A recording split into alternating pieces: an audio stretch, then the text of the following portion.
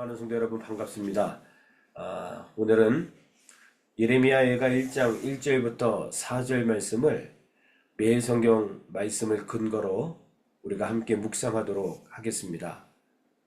예레미야가 여러분 남유다가 BC 586년도에 바벨론에 의해서 멸망당했죠.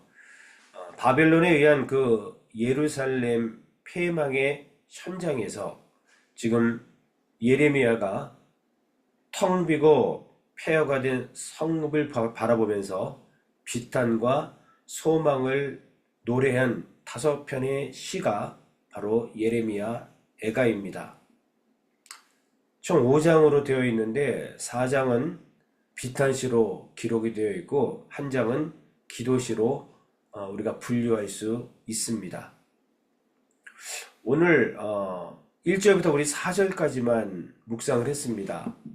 우리 1절과 4절 말씀은 어떤 내용입니까? 1절을 시작할 때에 슬프다 이렇게 감탄사로 시작을 하고 있습니다.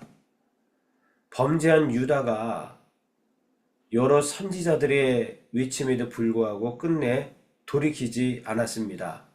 그래서 결국은 자신의 예언대로 하나님의 심판을 받아 바벨론에 의해서 BC 586년도에 패망하고 말았는데, 이러한 모습들을 바라보면서 형용할 수 없는 그 슬픔을 노래한 그 대목이 바로 1절부터 4절까지의 내용입니다. 자, 오늘 우리는 1절부터 4절의 말씀을 통해서 아주 중요한 하나님의 메시지를 발견할 수 있습니다. 하나님을 떠나면 안 된다는 겁니다. 하나님의 진리를 떠나면 안 된다는 겁니다. 하나님을 떠나게 되면 우리는 죄에 빠집니다. 하나님 말씀을 떠나 우리가 살아가게 되면 결국에 가서는 삶의 기준이 없기 때문에 우리는 죄에 빠질 수밖에 없습니다. 그러면 우리는 결국 무너질 수밖에 없음을 오늘 말씀을 통해서 이미 죄로 인해서 바벨론에 멸망당한 남유다의 모습을 통해서 우리에게 경고해주는 메시지가 바로 오늘 본문의 말씀인 것입니다. 자, 1절 말씀을 다시 보시면 슬프다 이성이여 이렇게 시작을 하고 있죠. 극도의 슬픔과 절규를 표시하는 단어로 시작을 하고 있습니다. 그런데 왜 이렇게 남유다 백성이 그리고 예레미야가 그 무너진 현장을 바라보면서 이렇게 슬픔에 빠져 있습니까? 그 이유가 무엇입니까? 이렇게 무너진 이유가 그들이 하나님을 떠났기 때문이었습니다. 하나님을 떠나니까 결국 그들은 죄를 사랑할 수밖에 없고 결국 우상을 섬길 수밖에 없게 된 거지요. 결국은 하나님께서 너희들 이렇게 죄를 범하고 우상을 섬기면 망하게 될 것인데 여러 번에 걸쳐서 그들에게 경고하고 또 경고했지만 이미 하나님을 떠나고 하나님을 등진 남유다 백성들은 하나님을 사랑하는 것이 아니라 하나님을 미워하고 죄는 사랑하며 우상을 사랑해서 결국 그들이 무너졌다라는 것이죠. 그래서 그 모습을 바라보면서 황폐해진 성읍도 가슴이 아프지만 무너진 예루살렘 성도 가슴이 아프지만 그러나 또 영적으로 하나님을 떠나서 이렇게 된 이러한 모습들을 바라보면서 지금 예레미야는 절규하며 고통하고 있음을 우리가 보게 됩니다. 여러분, 이렇게 우리가 죄를 범하게 되면 하나님을 떠나게 되어지면 우리는 결국 이러한 대가가 있음을 오늘 1절부터 4절 말씀을 중심으로 찾아볼 수가 있습니다. 그들이 하나님을 떠났더니 어떤 일들이 벌어졌습니까? 1절에 보니까 그들이 과부가 되었다 이렇게 이야기합니다. 전에는 열국에서 큰 자였는데 지금은 과부가 되었다 이렇게 이야기하고 있습니다. 어떤 이유에서든지 남편이 죽게 되면 지금 이 당시만 해도 큰 죄인으로 취급을 받았습니다. 남편을 잃은 여인은 죄인이기 때문에 머리를 풀고 다녔습니다. 그리고 금식했습니다. 애곡의 기간을 보내야 했습니다. 남편이 어떤 이유로 죽었는지, 뭐 아내의 어떤 잘못으로 죽을 수도 있겠지만 그건 얼마나 극소수겠습니까? 그런데 그런 것과 상관없이 뭐 어쨌든 남편이 죽게 되면 여인은 이 당시에는 죄인 취급을 받았다는 거예요. 그래서 이후에도 머리를 기르지 못했습니다.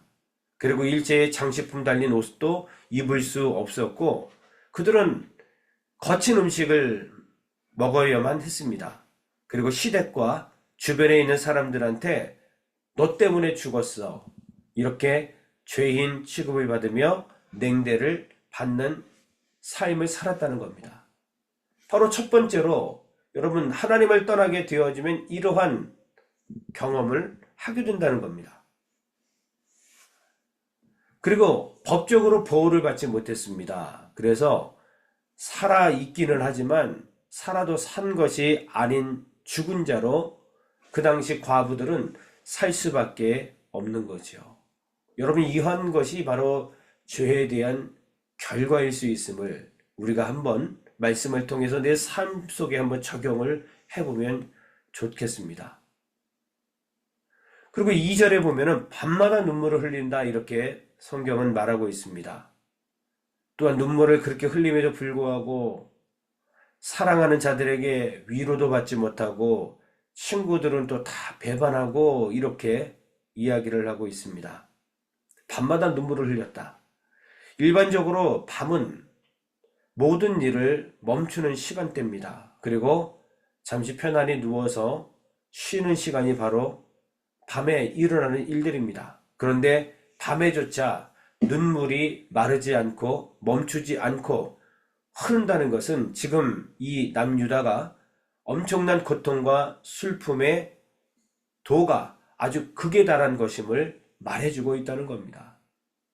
이 모든 것이 하나님을 떠났기 때문에 되어진 상황인 것을 오늘 예레미야는 우리에게 이야기하고 있습니다. 3절은 뭐라고 이야기를 합니까? 환난과 고난이 끊이지 않는다, 이렇게 말하고 있습니다. 하나님을 떠나게 되어지면 하나님께서는 지금까지 우리를 천사들을 동원해서 또한 울타리를 만들어서 보호하고 지켜주셨는데 이제 하나님을 떠나게 되어지면 어떻게 합니까? 환난과 고난이 끊이지 않고 우리를 억누르고 우리가 이렇게 고통 속에 살아갈 수밖에 없음을 죄에 대한 결과로 이야기해주고 있는 겁니다. 뿐만 아니라 4절 말씀을 보십시오. 시온의 도로가 슬퍼한다, 이렇게 시작하고 있습니다. 이게 무슨 뜻일까요? 왜 시온의 도로가 슬퍼할까요? 이 시온의 도로는 매일 하나님께 희생 제사를 드리기 위해서 또한 절기를 지키기 위해서 이스라엘 백성들이, 남유다 백성들이 성전을 찾았던, 그래서 붐볐던 도로였습니다. 그런데 지금은 성전도 무너지고 성읍도 무너지고 도로도 모두 파괴가 되어서 지금 이 도로가 이렇게 슬퍼한다라고 표현하고 있는 겁니다. 죄에 대한 결과로 바벨론에 의해서 예루살렘 성도 무너지고 그 안에 있었던 모든 하나님의 것들이 도적맞고 다 무너지고 성읍도 파괴되고, 여러분, 이런 안타까운 일들이 벌어졌다는 것을 보여주고 있습니다.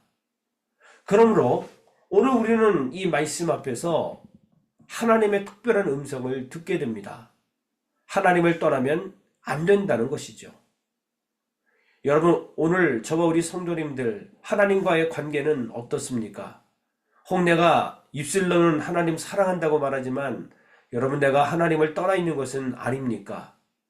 어떤 상황에서도 우리는 하나님을 절대 떠나서는 안 됩니다.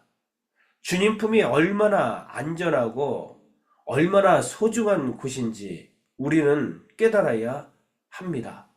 하나님 품 외에는 그 어디에도 참된 안식과 평안을 얻을 수 없음을 우리는 잘 알고 있습니다. 그러므로 사랑하는 성도 여러분, 우리는 주님 품 안에 거하는 성도로 살아가야 할 것입니다. 날마다 매 순간순간마다 하나님과의 관계를 우리는 점검해 봐야 됩니다. 내가 하나님에게서 멀어져 있는 것은 아닌지, 가능하다면 하나님과의 그 거리 측정도 우리 안에 있어야 됨을 믿습니다. 하나님을 떠나게 되어지면 그 누렸던 모든 축복과 영광도 안개처럼 사라진다. 성경은 분명히 말씀하고 있습니다. 하나님의 축복과 모든 영광에 떠나간 그 자리에 환난과 많은 고난이 나를 사로잡게 될 것이라고 오늘 성경은 말씀하지 않습니까? 하나님 안에 거하는 것, 내가 하나님을 떠나지 않고 주님 품 안에 있는 것이 얼마나 거대한 안전지대이며 바로 이보다 더 안전한 곳이 없음을 우리는 말씀을 통해서 더 깨닫게 됩니다. 참 평화를 누리길 원하십니까? 이 세상 가운데에 안전지대를 찾고 계십니까? 그 어디에도 우리가 눈을 씻고 찾아봐도 찾을 수 없습니다. 오직 주님 품 안이, 오직 우리가 하나님 안에 있을 때에 가장 안전하다라는 사실을 말씀을 통해서 깨닫게 됩니다. 그리고 여러분, 우리가 하나님께 예배드리는 교회가 있다는 것, 그리고 예배 드리기 위해서 내가 나아가는 그 도로들, 그리고 함께 어우러져 한 마음과 한 뜻을 가지고 하나님께 예배 드리는 성도와 공동체가 있다는 것이 얼마나 귀한 일인지 오늘 우리는 잘 알게 됩니다. 전에 몇 달 동안에 교회 앞에 공사를 했잖아요. 저는 그런 생각을 했습니다. 왜 이렇게 오래 하는 거야? 한국 같으면 일주일이면은 아주 그냥 다 끝나고 깨끗하게 이루어졌을 텐데, 하다가 많은 것 같기도 하고, 몇 달 동안 그렇게 진전 없이 그렇게, 팽겨져 있는 것처럼, 보였잖아요. 그러나 이 말씀을 통해서 우리가 하나님께로 나오는 이 도로조차도 얼마나 소중하고 귀한 것인지, 공사 중이어도 내가 주님 성전에 올 수만 있다면 이 얼마나 귀한 일인지를 다시 한번 깨닫게 됩니다. 여러분, 우리가 다른 교회는 11시에 예배를 드리지만 우리는 그렇게 드리고 싶어도 사실은 드릴 수 없잖아요. 그럼에도 불구하고 오후 3시에라도 예배를 드릴 수 있는 공간이 있다는 것, 이것이 얼마나 귀한 일인지 오늘 하나님 앞에 감사하는 시간 되었으면 좋겠습니다. 그리고 함께 예배할 수 있는 우리 성도님들이 우리 앞뒤 좌우에 있다는 것, 이게 얼마나 소중한 일인지 여러분, 우리가 오늘 기억하면서 오늘 이 시간도 예배 드릴 수 있음에 감사하고, 또한 주일에 하나님께 예배를 드리고 함께 기도할 수 있고 함께 교제할 수 있는 공동체가 있음에 오늘 감사하는 특별한 시간 되시기를 주의 이름으로 간절히 축원합니다. 기도하겠습니다. 하나님 감사합니다. 오늘 예레미야 선지자는 죄의 대가로, 죄로 인하여 바벨론에 의해서 BC 586년도에 멸망당한 그 남유다의 모습을 바라보며 한탄하고 있는 이 안타까운 모습을 보았습니다. 우리가 오늘 이 말씀을 묵상하게 된 것은 특별히 우리에게 교훈하기 위한 하나님의 생명의 메시지인 줄로 믿습니다. 어떤 상황 속에서도 하나님, 우리가 세상과 짝하지 않게 도와주시고 죄를 사랑하지 않도록 도와주시옵소서. 하나님을 떠나지 않게 도와주옵소서. 하나님을 사랑하되 끝까지 주님을 사랑하는 믿음의 권속들이 다 될 수 있도록 도와주시옵소서. 우리에게 예배를 드릴 수 있는 공간이 있고, 또한 예배를 드리기 위하여 이렇게 잘 닦인 도로가 있는 것, 또한 함께 예배를 드릴 수 있는 공동체가 있다는 것만으로도 우리가 감사하며 정말 하나님 앞에 우리가 경배드릴 수 있도록 은혜를 베풀어 주시옵소서.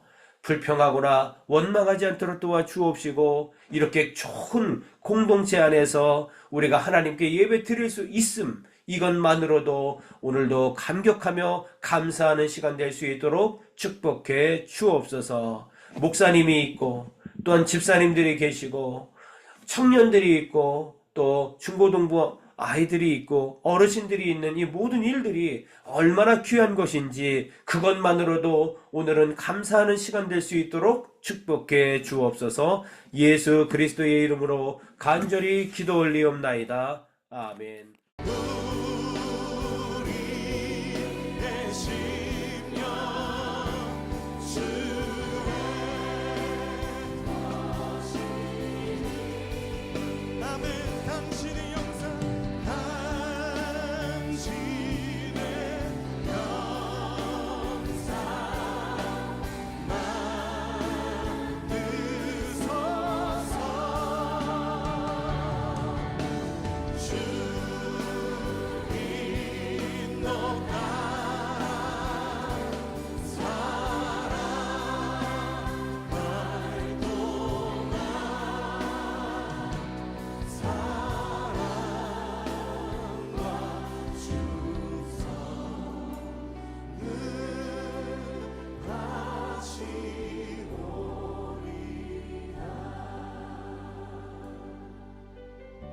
십자가를 질 수 있나 주가 물어보실 때 십자가를 질 수 있나 주가 물어보실 때 죽기까지 따르오리 저를 대라하리. 오늘 우리에게 묻고 계십니다. 십자가를 질 수 있나 주가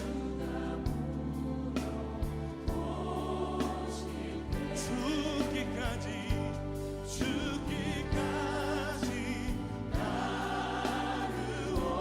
따르오리 저들 대라하였다. 우리의 심령 주님으시니 우리의 심령 주의 것이니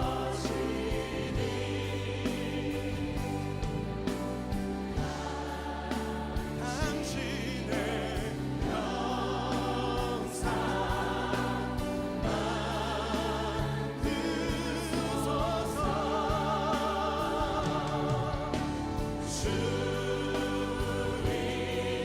영상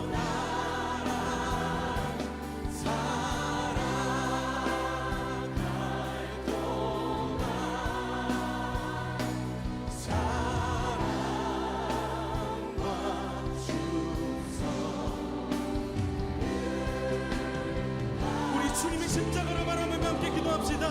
죽기까지 순종하신 십자가의 그 길, 이제 우리에게 맡겨주신 십자가를 지고 주님을 따르겠습니다. 넘어지고 실패하는 것 같아 보여도 주님께서 보이신 생명의 길을 우리가 따르겠습니다. 우리 함께 결단하며 기도합시다.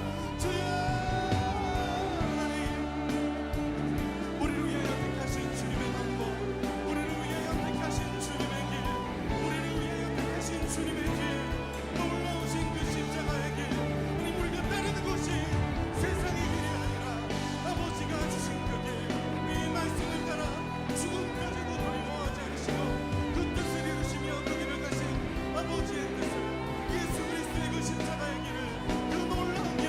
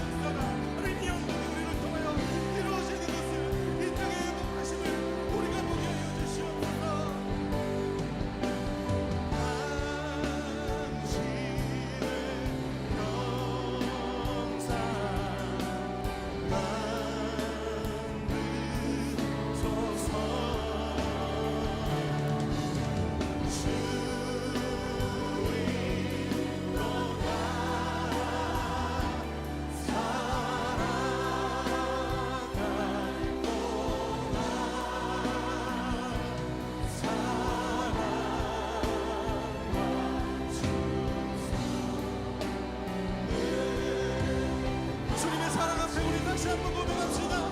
우리의 심령주의 거신이 우리의 심령 주의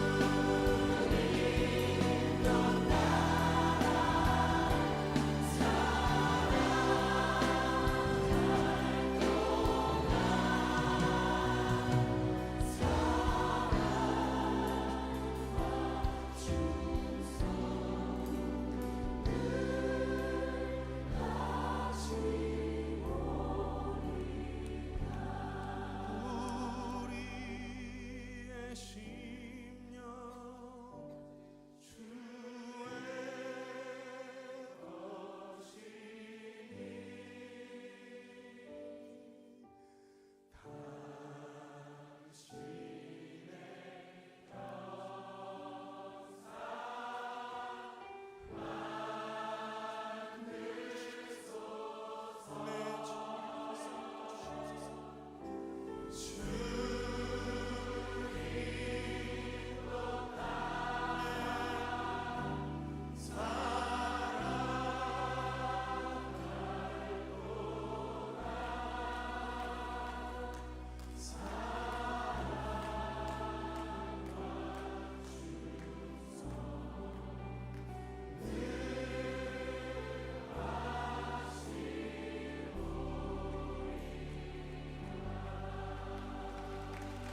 주님, 우리가 그 사랑과 은혜 앞에 우리 충성을 다하여 주님 앞에 나아가길 바랍니다.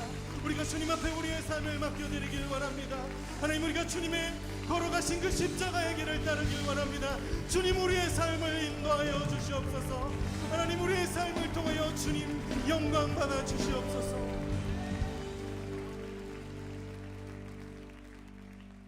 우리 주님 앞에 감사의 박수 올려드립시다.